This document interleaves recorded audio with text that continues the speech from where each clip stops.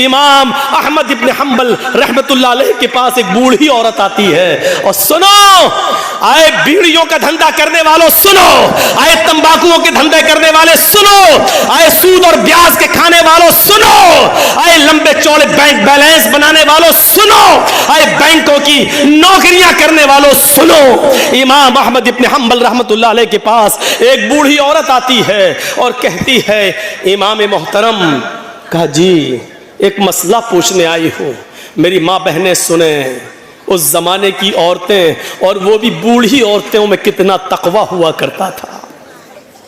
कहा इमाम साहब मैं चरखा चलाती हूँ, चरखा तो जानते हैं ना, मैं चरखा चलाती हूँ, दूसरे लोग अपना सूत दे जाते हैं धागा, मैं उसको बना के फिराती हूँ और उनसे मजदूरी लेती हूँ, कभी दिन में और कभी ओवर टाइम करती हूँ तो रात में भी चलाती हूँ।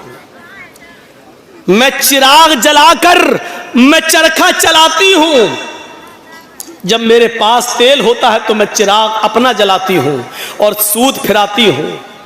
इमाम साहब उसकी मजदूरी में लेती। कहा इसमें बुराई क्या है? कहा मैं ये नहीं पूछने आई हूँ कि बुराई क्या है, मैं ये पूछने आई हूँ कि कभी कभी मेरे पास चिराग जलाने के लिए तेल नहीं होता है। अच्छा तो मैं सोने के लिए बिस्तर पर जाना चाहती हूं, लेकिन देखती हूं कि पड़ोसी के घर में चिराग जल रहा है और उसके घर के चिराग की रोशनी मेरे आंगन में आ रही है। मैं अपना चरखा लेकर उस आंगन में बैठ जाऊं और उस पड़ोसी के घर से जो चिराग जल रहा है, मैं मांगने नहीं गई उसकी रोशनी, लेकिन उसकी रोशनी ऑटोमेटिक मेरे घर में आ रही है। अगर मैं उसके चिराग की आने वाली रोशनी में अगर सूत फिरा लूं और चरखा चला लूं और ये चलाकर मैं अपने मालिक से उसकी मजदूरी ले लूं, तो ये कमाई मेरे लिए हराम तो नहीं होगी? मेरे लिए ये मजदूरी हराम तो नहीं होगी?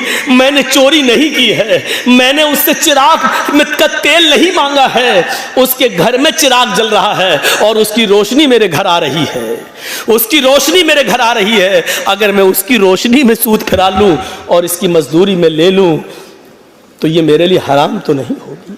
ये खाकर कहीं मैं अजाब कब्र की मुस्तहिक तो नहीं बनूंगी, कहीं मैं जहन्नम में तो नहीं जाऊंगी? अहमद इब्न हम्बल रहमतुल्लाह अलैह फरमाते हैं, खातून माँ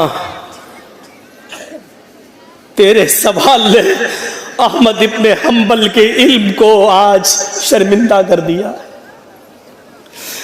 काबे के रब की कसम, तेरे इस मसले का जवाब अहमद इब्न हम्बल के पास नहीं है। कहने लगी, इमाम साहब फिर आपसे बड़ा आलिम इस बस्ती में कोई है ही नहीं, फिर मैं ये किससे मसला पूछूं? उन्होंने कहा, सुन मेरी माँ, जहां तक कयास का नतीजा है, कयास का तकाजा है, तो जहां तक मेरा इल्म है, मैं उस इल्म की रोशनी में कयास लगाकर अंदाजे से ये कह सकता हूं कि इसमें कोई हर्ज तो नहीं लग रहा है। क्यों? क्योंकि तू मांगने नहीं जा रही है, वो अचानक आ रही है। तेरे घर में भी दीवार नहीं है और उसके घर में भी कोई दीवार नहीं है और उसके चिराग की रोशनी आ रही है तेरे घर, तो इसमें तेरा क्या कसूर है? बज़ाहिर तो इसमें कोई बुराई नहीं लग रही है, लेकिन अगर तुम्हारा दिल आमादा नहीं है तो मेरी माँ इससे भी बच जाओ तो बेहतर है, इससे भी परहेज कर लो तो बेहतर है, इससे भी, क्योंकि वो है तो दूसरे ही की रोशनी, है तो दूसरे ही की रोशनी। बहरहाल अगर तुम इससे भी परहेज कर लो तो ये ज्यादा बेहतर है तुम्हारे। जब वो औरत वहां से जाने लगी बुढ़िया, तो इमाम अहमद इब्न हम्बल ने लोगों से पता लगवाया कि ये किसकी बेटी है, इसके बाप का क्या नाम था।